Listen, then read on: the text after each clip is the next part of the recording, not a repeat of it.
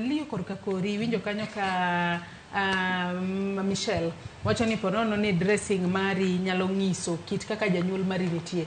Ponono kit rwakruok onego bed ni chakore kanye ahinya ne jopuonjre madhi e mbalariany mar mondo mi kinde mambele ponono kik wane ka koro mbalariany moko kumo ni onge rwako mini dress, onge rwako mini skirt kubiro e skul.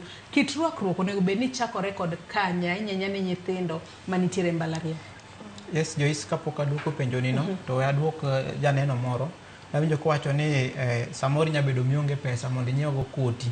Rwakruok maber ok nyaka irwak lewni mabechgi tek ok irwakri maber. Irwako arwaka law moro kata en mar siling 50 to umo dugi. Mano. Number 2, peer pressure. Iya dala aka bonyo ka nyagwala biro ka yudo ka ji opidho wiyegi mondo adonje e grubno ambe nyaka tim ang'o nyaka pidh wiya.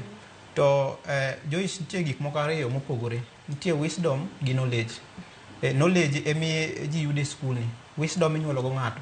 Wisdom inyuolo go ng'ato kendo ipuonje kanisa. Koro environment ma ng'ato donge kaka ne mama nyiew lewni mane mama unyiewni gi kanisa midhi bro influence mang'eny kaka irwakori. Kaka an kama ok apar ka Susan nyaminwa nyalo bedo mamor ka pidho aketo rasta ta tucho ita. So gamia gi environment midonge.